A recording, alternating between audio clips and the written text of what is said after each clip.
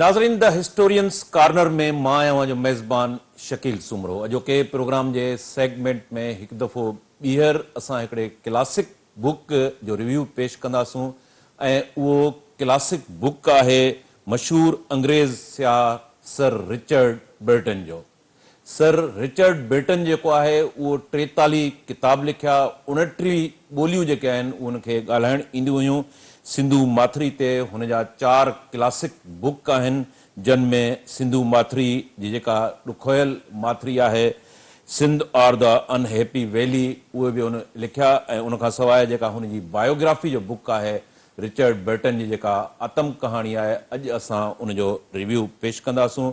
Richard batten हिकु बुरजस्तो सिपाही, नामवर शमशीरबाज़, क़ाबिल मुतरजम, दुनिया जे अजाइबात जी जुस्तजू कंदड़, चङो तबीब, ॿूटनि ऐं वणनि जो माहिर, हैवानियात जे हयाती जे इल्म जो मञियल उस्ताद, आसार क़दीमा ऐं इल्मुल अर्ज़ जो माहिर ऐं कामयाब जासूस हुयो।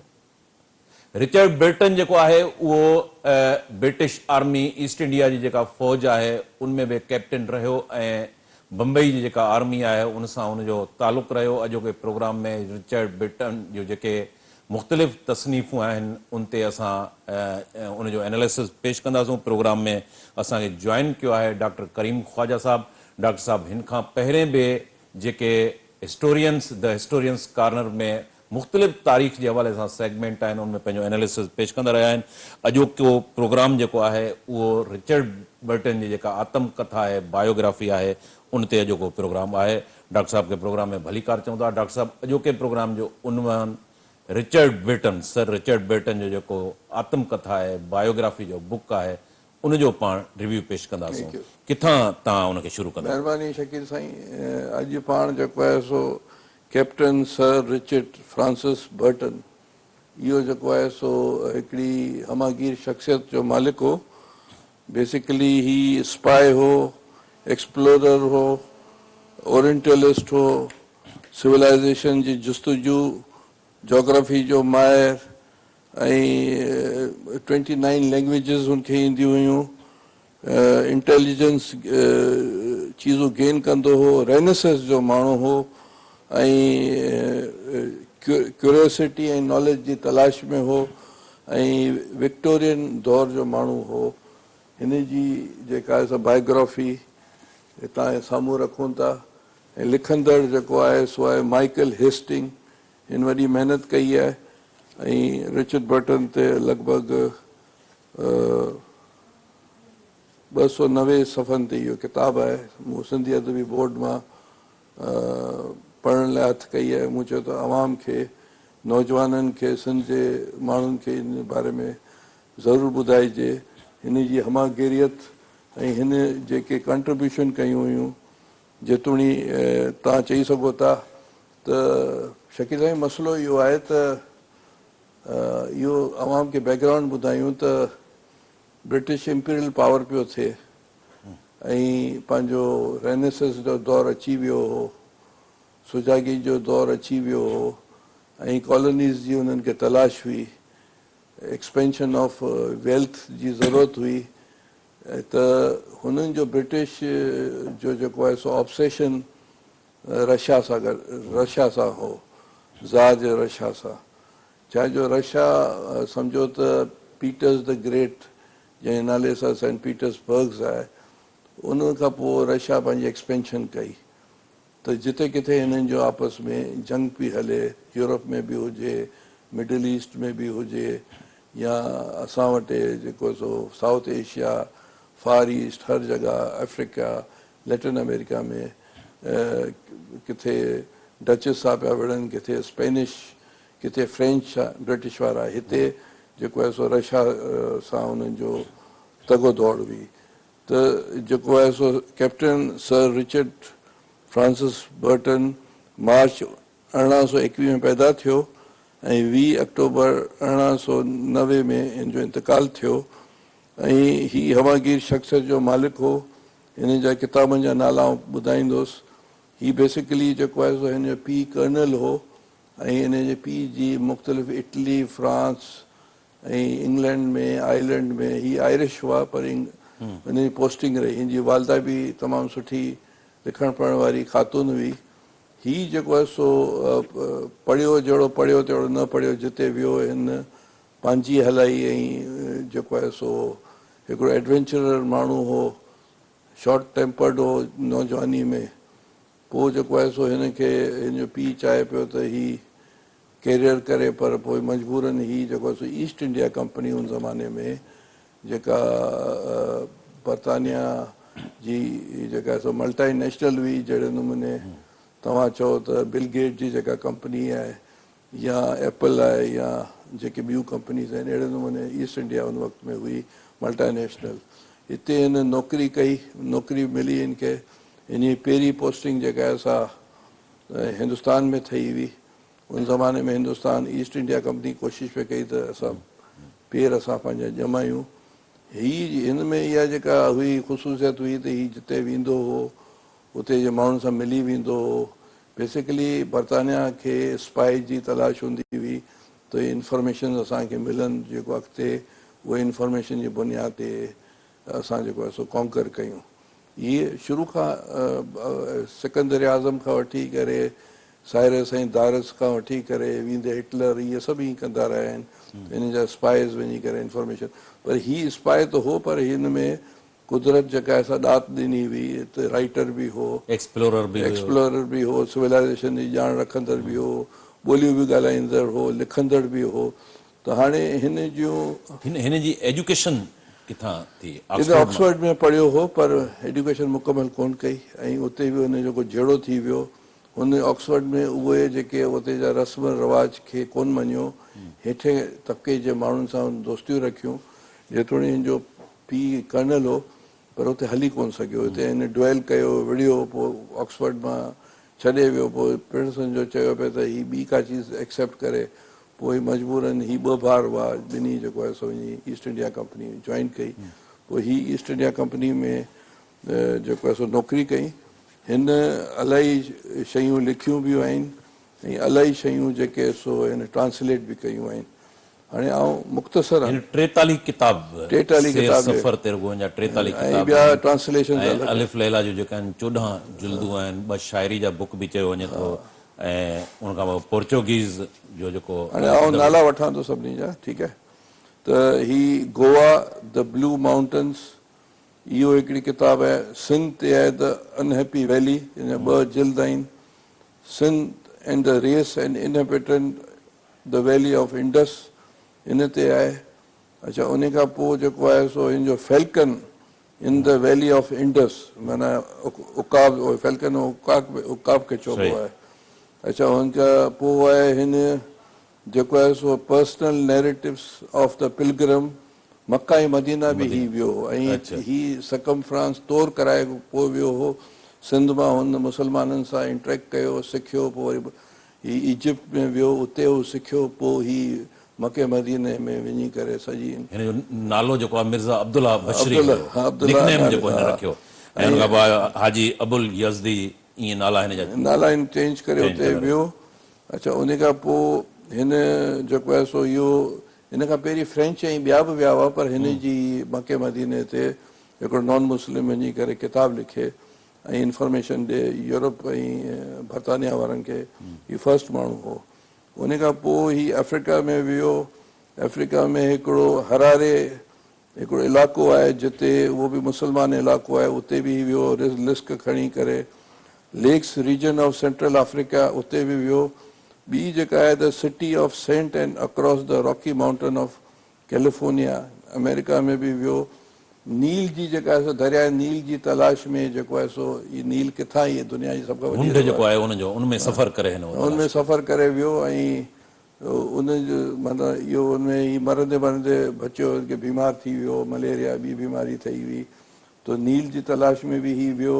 हिन सां गॾु सॼी टीम हुई ऐं wandering in the western Africa, Africa जे मुख़्तलिफ़ मुल्कनि में वियो। कोंगो में वियो, उते जी जेका आहे नील बेसन ते। अच्छा, उन खां पोइ आहे ही जेका विक्रम एंड वेम्पायर स्टोरीज़ बि लिखियूं आहिनि। द हाईलैंड ऑफ ब्राज़ील, उन ते बि लिखियो आहे। पैराग्वाए जेको साउथ अमेरिका में आहे, letters from battle field of Paraguay उते बि वियो आहे। अनएक्सप्लोर्ड सीरिया ऐं लेबनान वारे इलाइक़े में बि वियो आहे। Zanzibar city island of coast of उते बि वियो आहे। ज़ंज़िबा खां पोइ वरी ही वियो उते किथे पंहिंजो नील जी तलाश में वियो। अच्छा, उन खां पोइ मुख़्तसर इहे जेके माण्हुनि खे ख़बर पए सिंध रीविज़िट बि हिन कई आहे। वरी हिकिड़ी किताब आहे सिंध रीविज़िट, उन ते बि हिन लिखियो आहे। अच्छा, हाणे जेका सभ खां इम्पोर्टेंट जेका ॻाल्हि आहे उहा इहा आहे त कमरा सुतरा जेका आहे सा बुक आहे जेका हिन जिन्सी हवाले सां दुनिया में मशहूरु आहे, उहो हिन ट्रांसलेट कई आहे। अरेबियन नाइट्स 1001 नाइट्स उहा बि हिन ट्रांसलेट कई आहे। ॿी आहे परफ्यूम गार्डन, इहो अरेबियन जेको आहे सो बुक आहे हवाले सां, इहो बि जिन्स हवाले सां आहे, उहो बि हिन ट्रांसलेट कयो आहे। ऐं बेरिस्तान इलाही पोइट्री जेके आहे सो रोज़ गार्डन, इहे मुख़्तलिफ़। अच्छा, सोट जे बारे में जेके तलवार उनजी हिस्ट्री कीअं ठही कीअं न ठही, द बुक ऑफ सोड, इहो बि हिन लिखियो आहे। मतिलबु आहे त हीअ हमागीर आहे। 40 खां वधीक किताबूं 29 ज़बान ॻाल्हाईंदो हो। ऐं जेको आहे सो हिन सिंध में जेको आहे सो आउं इहो चवंदुसि, अचण खां पहिरीं मूं थोरी मालूमात वरिती त हिन जेको आहे सो अनहैप्पी वैली जा 2 वॉल्यूम्स आहिनि। इंशाल्लाह ॿिए प्रोग्राम में असां उहो बि कंदासीं। सिंध रेस उन ते बि आहे, टी किताब आहे, उहो बि ॻाल्हाईंदासीं हिन ते। त माना जेका मूं मालूमात कई आहे उहो इहा आहे त हिन इहो चयो त बाबा जॾहिं आउं हिते सिंध में आयुसि त हर 5-7 माण्हू खां लतीफ़ साईं जो नालो ॿुधो। त लतीफ़ खे असां त सुञाणींदा हुआसीं, असां सिंध जो माण्हू, पर जेको आहे सो इंटरनेशनली लतीफ़ खे इंट्रोड्यूस हिन करायो। ट्रम्प ऐं सोले लतीफ़ ते इलाही रिसर्च कई, बाद में अचंदा, पहिरीं हिन जेको आहे सो इहा इंफॉर्मेशन, उहो त वरी जर्मन हो पर माना इंफॉर्मेशन हिन छा उन वक़्त में जर्मन, फ्रेंच, स्पेनिश, ही जेको इंग्लिश, इहे सभु मालूमात जिते किथे उन्हनि कठियूं कयूं। हाणे नील जी जेका आहे किथां शुरू थिए, नील नदी जेका नाइल नदी 6500 किलोमीटर, इहो ईअं आहे जीअं अमेरिकन दरियाफ़ माण्हुनि कयो हो। त अहिड़े नमूने ही जेको आहे सो लतीफ़ जे बारे में, ससी पुन्नू जी दास्तान जे बारे में ऐं उमर मारवी जे बारे में ॿियूं जेके दास्तानूं आहिनि उहो जेको हिन अनहैप्पी वैली में ज़िक्र कयो। विज़िट बि कया आहिनि, इलाइक़ा विज़िट बि कया आहिनि। अच्छा, ॿी मज़े वारी ॻाल्हि आहे त जेको कुते जी क़बर जो बि हिन जेको आहे सो वञी दरियाफ़्त कई। हाणे पोइ वरी मिर्ज़ा कलीज बि जॾहिं हो असिस्टेंट कमिश्नर पोइ वियो या SDMO तॾहिं वियो, पर पहिरीं हिन ज़िक्र कयो आहे कुते जी क़बर जो। हाणे तव्हां हिसाबु ॿुधायो त असां जहिड़ो माण्हू, तव्हां जहिड़ो माण्हू करे वियो आहे कुते जी क़बर जेको कंबर शहदाद कोट में आहे? त ही हिन जी जेका आहे सा सिंध न पर गोवा बि वियो आहे, पंहिंजो राजस्थान बि वियो आहे। ऐं उन खां पोइ अफ्रीका जा उहे इलाइक़ा जेके अनइमेज माण्हू इमेजिन करे कोन सघंदा हुआ, हू उते वञी करे इहे सभु मालूमात कई आहे। ऐं मक्का ऐं मदीना में जेको आहे सो पंहिंजी बायोग्राफी जो जेको बुक आहे उनमें कयो आहे, यही अलॻि किताब आहे। अच्छा, बायोग्राफी में छा आहे? छो त अॼु पाण जो रिव्यू बायोग्राफी में हिन में आहिनि टोटल चैप्टर्स आहिनि मुख़्तलिफ़। हीउ जेको माइकल हेस्टिंग आहे हिन जेको आहे सो 19 चैप्टर्स आहिनि लिखिया आहिनि। त हिन जी 19 चैप्टर्स में हुन ॿुधायो आहे त हीउ पैदा जेको आहे सो इंग्लैंड में थियो, हीउ कैप्टन कर्नल जे घर में पैदा थियो ऐं हीउ थोरो ॾिंगो माण्हू हो ॿारनि भेणनि मां। ऐं हीउ किथे पढ़ियो कोन, ऑक्सफोर्ड में हिनजो पीउ ऑक्सफोर्ड बि मोकिलियो, उते बि डिग्री हासिलु न कई। हिन इहो लिखियो आहे पंहिंजो त हुन ॼाण हर चीज़ ते लिखियो आहे। हिनखे अफ़सोस रहिजी वियो त म्यूज़िक कोन सिखी सघियोसि, न त जेको आहे सो 2000 जेके सॉन्ग्स हुआ 2000 जॻहनि ते आउं वियुसि, उहो सॉन्ग्स डॉक्यूमेंट करे कोन सघियोसि, गाना या म्यूज़िक जेको रहिजी विया। ऐं पोइ वरी जेको आहे सो ही पहिरीं त सिंध में बिस्मिल्लाह शुरू कई, गोवा वियो, पोइ सिंध में लिखियो। उन खां पोइ ही जेको आहे सो सिंध में रही करे मुस्लमाननि सां हू लह विछण में आयो। ऐं जेको चार्ल्स नेपियर उनखे इलाही कमु ॾिना हुआ कि असांजा जेके सोल्जर्स हिन में अचनि था उहो ग़लति आदतुनि में आहिनि, उन ते बि उनजी रिसर्च आहे कराची जे हवाले सां, उहो मेंशन बि आहे हिते, ठीकु आहे। पोइ ही जेको आहे सो मिस्र वियो, मिस्र में बि उन अल अज़हर में मुस्लमाननि सां विछड़ में आयो, ऐं पोइ वरी जेको आहे सो ही मके मदीना में अरबी बि ॻाल्हाईंदो हुई, अरबी फर्स्ट क्लास क़ुरान शरीफ़ सॼी उनखे आयतुनि जी ख़बर हुई। हज़रत मोहम्मद सल्लल्लाहु अलैहि वसल्लम जे बारे में हेसि ताईं उहो चवनि था त हज़रत मोहम्मद सल्लल्लाहु अलैहि वसल्लम सां उहो मुतासिर हो, ऐं हे बि ईअं चवनि था त भई मुस्लमान बि थी वियो। हाणे उहो तस्दीक थियल कान्हे, पर ही अॻिते हली करे जेको हिन जी जेका क़बर आहे उहो अरब जेको आहे सो ख़ैमे वांगुरु आहे, जेके हिते तव्हां ॾिसी सघो था, मुंहिंजी घरवारी ठारायो। अच्छा, उन खां पोइ जेको आहे किथे आहे हिनजी? इंग्लैंड में आहे, वेस्ट लंडन में आहे, उते ई आहे मुंहिंजी क़बर। ऐं क़बर जो बि ही पाण क्रिश्चियन हो, ही पाण क्रिश्चियन हो, प्रोटेस्टेंट क्रिश्चियन हो।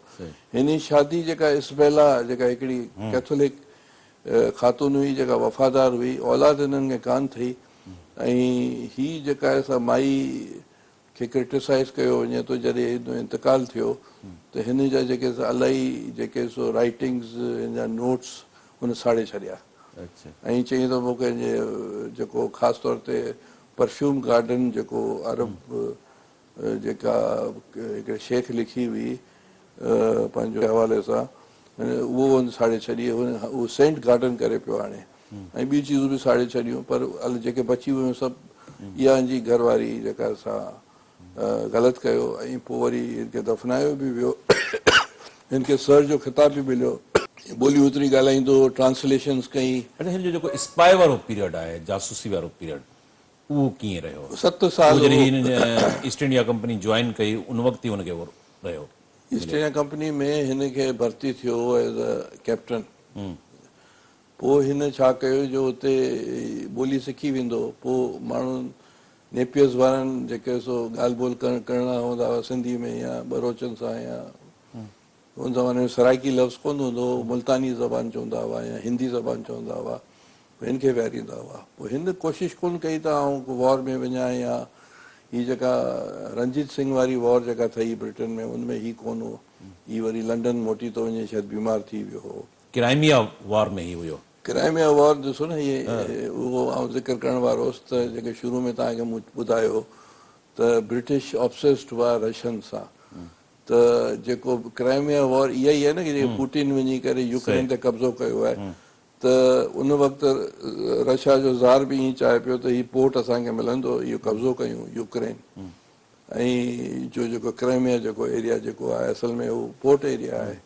ऐं वरी ज़ार जो इहो बि ख़्यालु हो त असां जेको आहे सो उन वक़्तु टर्की ते बि कब्ज़ो कयूं, त इहो ऑब्सेशन त हो पोइ बिटवीन रशिया एंड पंहिंजो इंग्लैंड, त हीउ क्राइमिया वॉर में बि पार्टिसिपेट कंदो आहे, पर वॉर में हिन जो एतिरो किरदारु जिते बि कोन हो। हीअ जेका फर्स्ट अफ़गान वॉर थी उन लाइ उहो हिते ईंदो आहे, जॾहिं हिते पुॼंदो आहे त ख़बर पवंदी त वॉर जेका असां ख़तमु थी वई आहे, इंग्लिश माण्हुनि खे शिकस्त अची वई आहे। त पोइ आसारे क़दीमा ते बि हिन जो घणो फोकस रहियो आहे। मुख़्तलिफ़ शहरनि में ही वियो आहे, ख़ासि तौर ते अरेबियन जेके मिडल ईस्ट जा कंट्री जेके इलाइक़ा आहिनि, ऐं पंहिंजो इंग्लैंड अमेरिका नॉर्थ अमेरिका में बि वियो आहे, ऐं पंहिंजो साउथ अमेरिका में बि वियो आहे। उहो जेको ब्राज़ील ऐं हुनखां पोइ जेको हेठि एमेज़ॉन फॉरेस्ट आहे या ॿिया जेके आहिनि जेके सिविलाइज़ेशन जी ॻोल्हा में उहो कोशिशि कंदो आहे, पर हू हुनमें एतिरी सराई या कामयाबी कान थींदी आहे। साउथ अमेरिका में पैराग्वाओ में जेका साउथ अमेरिका जो आहे मुल्क आहे, उते बि हुन वॉर में पार्टिसिपेट कयो आहे। त हू जिते विया आहिनि डायरीज़ लिखियूं आहिनि, नोट्स लिखिया आहिनि, ऐं जॾहिं हू वियो मक्का मदीना में तॾहिं हुन नोट्स अहिड़ा लिखिया की भई सुभाणे अगरि मूंखे जले छॾीनि त पढ़ी न सघनि, हुन पंहिंजी अहिड़ी पंहिंजी ॿोली में हुन लिखिया। त उहा बि हिकिड़ी आलीशान किताबु आहे, ऐं एज़ाज़ बि मिलिया मुख़्तलिफ़। हा, सर जो ख़िताबु मिलियो, ऐं हज़रत मोहम्मद सल्लल्लाहु अलैहि वसल्लम ते बि हुन किताबु लिखियो आहे जेके हुन तमामु साराहियो आहे। इन करे हू चवंदा हीअ मुस्लमान थी वियो, पर शवायद नथा मिलनि अहिड़ा, पर किताब में हुन बायोग्राफी में सिंध जो बि ज़िक्र कयो आहे, सिंधु मातरी जो, या उहो अलॻि किताब आहे? न उहो त ही बायोग्राफी में त हिन जनरल जेके बि माइकल हेस्टिंग जेके सर रिचर्ड बर्टन जो जेके बि कारनामा आहिनि, जेके बि स्पाई हुजण जे करे जेके बि हुन कमु कया आहिनि, उन जी लाइफ हिस्ट्री, पैदा थियो, शादी कई, पोइ वरी मुख़्तलिफ़ वक़्तनि में वियो, कॾहिं बीमार थियो, कॾहिं इंतकाल करे वियो, इंतकाल खां पोइ हिन जो इंतकाल कीअं थियो? कंहिं बीमारी सबबु न थियो ही या? हार्ट अटैक थियो अच्छा, ऐं 70 इयर्स में वो गुज़ारे वियो। 1890 में? हा 69 समथिंग में गुज़ारे वियो। माइकल हेस्टिंग जा बि इलाही किताब आहिनि, shores of unknown lakes, magical way, bleeding from the Arabian heart ऐं डेमेस्कस अबॉर्टेड। हिन जी बि 19-20 किताब, man with the promising past, dirty dick, years of Volcano, Makkah in the disguise, Harare with the guns, मतिलबु मुख़्तलिफ़ हिन बि 19 किताबूं लिखियूं आहिनि। पर इहो शाकार हुनजो जेको सो सॼी दुनिया जे साम्हूं रिचर्ड बर्टन खे पेश कई। ऐं ही जेको फोटो आहे उहो जॾहिं उहो हज ते वेंदो आहे, मतिलबु वेंदो आहे मके मदीने, इहो हुनजो स्केच आहे। सॼी पोशाक जेका आहे उहा बि उन अरब ॾिनी जेका आहे उनजी ॾिनी आहे।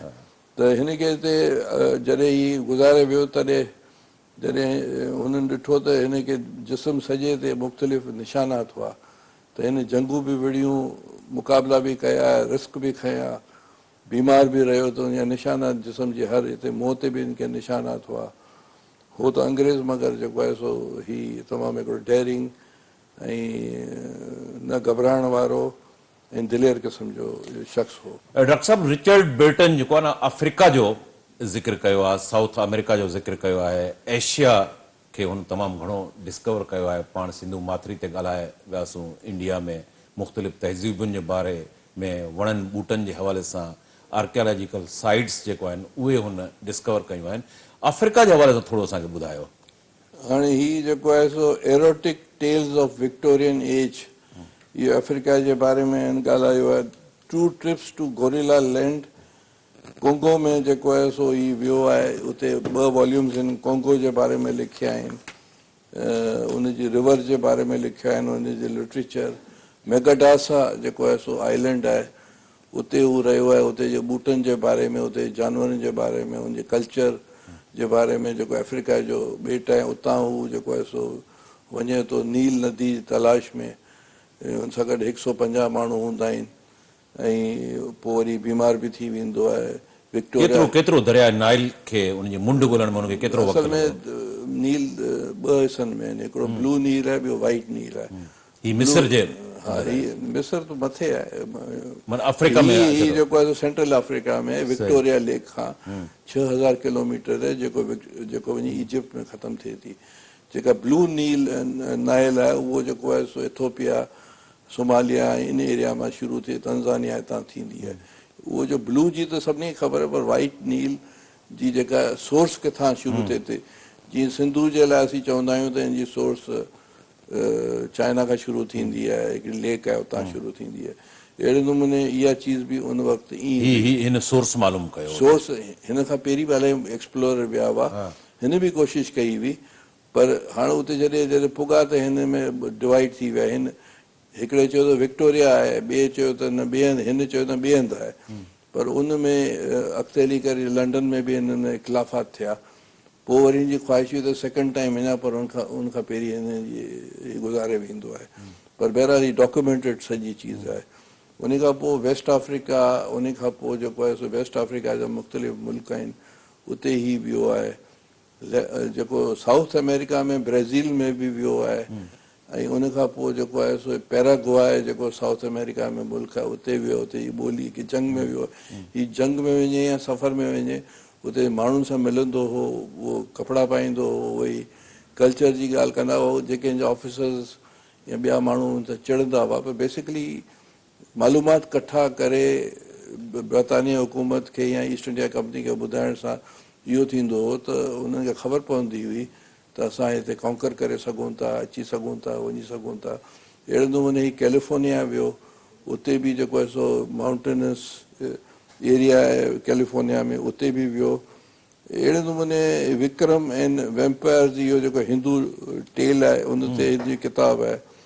त त एलेक्जेंडर द ग्रेट ते बि हिन लिखियो आहे त ही मुख़्तलिफ़ लेक्स ऑफ सेंट्रल अफ्रीका ते लिखियो आहे कहिड़ियूं कहिड़ियूं लेक्स आहिनि कहिड़ियूं कहिड़ियूं दरियाऊं आहिनि त जोग्राफिकली ऐं इंफॉर्मेशन जे हिसाब ही थोरो निक नेम जेके हिन जा अचनि था जीअं मां पहिरें बि तव्हांखे ॿुधायो त टिक नाले सां हा nickname the Mirza Abdullah Bashri हाणे मिर्ज़ा अब्दुल्ला जॾहिं बशरी हिन जो नालो आहे पोइ तॾहिं ही मका आहे जेको मदीना में वञे थो ऐं हुन दौर जो जेको अरबिस्तान जो विज़िट आहे उते ही नालो वठे थो हरारे हुते हिन जी पोशाक बि उहा ई हुई अर्बन वारी उहो ई जेको ॾेखारीए तव्हांखे अहिड़े नमूने ही हरारे को शहर आहे अफ्रीका में उते बि सवाइ मुस्लमान जी केरु कोन्हे हूंदो ही वेंदो आहे उते उते ख़बर पवंदी आहे की ही जेको आहे सो मुस्लिम सिटी आहे केरु ईंदो मारे छॾींदा पोइ उते बि ही वेंदो आहे ऐं सॼी ॻाल्हि डॉक्यूमेंट कंदो आहे अच्छा स्पाई जॾहिं हुयो त पोइ किथे उतां जी मक़ामी हुकूमतुनि खे ख़बर पई त ही स्पाई आहे कॾहिं हुनखे या एक्सपोज कयो वियो हुजे कंहिंखे ख़बर न पई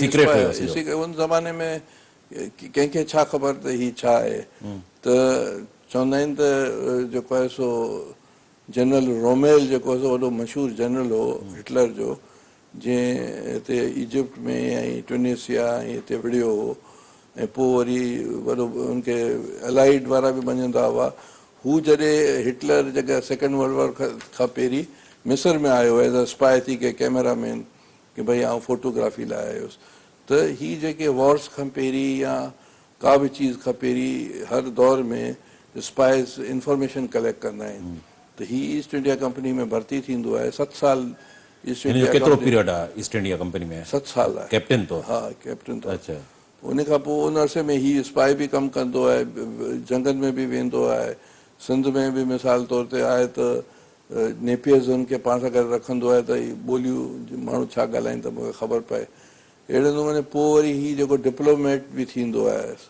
ऐं मुख़्तलिफ़ जॻहनि ते हिन जी पोस्टिंग बि थींदी आहे एज़ अ फॉरेन ऑफिस बरतानिया तरफ़ां उते बि हू जंहिं मुल्क में वेंदो आहे उते बि हू लिख पढ़ कंदो आहे माण्हू खां लह विछड़ कंदो आहे पोइ वरी बीमार थींदो आहे पोइ वरी सिंध जेका कनकर थी आहे 1843 में उनजो ज़िक्र आहे किथे हिन कयो आहे? 1851 में जेको अनहैप्पी वैली सभ खां पहिरीं त इन ई लिखियो आहे न सही 2 वॉल्यूम्स आहियूं उन खां पोइ सिंध द रेस एंड पीपल आहे पोइ वरी हिन 1875 में या 1870 में रीविज़िट सिंध बि लिखियो आहे फैल्कन ऑफ जेके बाज़ आहिनि सिंध जा उन ते बि हिनजी किताब आहे हाणे इहे सभु चीज़ूं त इलाही मालूमाती किताब आहिनि हर किताब 300 पेज जी किताब आहे त महिरबानी डॉक्टर साहब असांजी कोशिशि हूंदी त ईंदड़ प्रोग्राम में सर रिचर्ड बेटन जे हवाले सां द अनहैप्पी वैली जेका आहे सिंध जा जेके 4 किताब आहिनि क्लासिक बुक्स आहिनि उन ते असांजी कोशिशि हूंदी त उनजो रिव्यू पेश कयूं सर रिचर्ड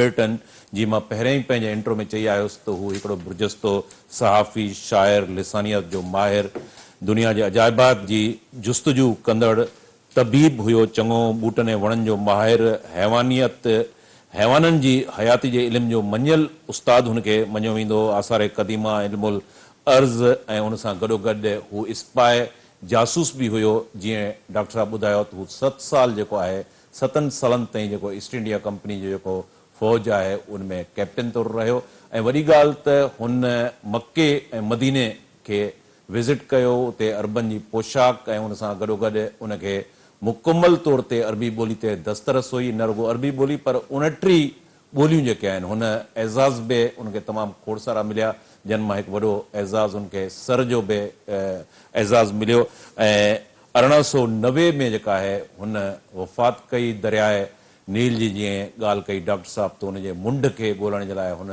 तमामु अणांगो सफ़र कयो ऐं सिंध जे अंदरि मुख़्तलिफ़ पेचरा ऐं उन्हनि जी जेके अनहैप्पी वैली जे हवाले सां उनजो तमामु घणो शानदार कमु थियल आहे हिते प्रोग्राम जो वक़्तु पुॼाणी खे पहुतो डॉक्टर साहब तव्हांजी महिरबानी नाज़रीन ईंदड़ प्रोग्राम ताईं पंहिंजे मेज़बान शकील सुमरो खे इजाज़त ॾींदा अल्लाह भाई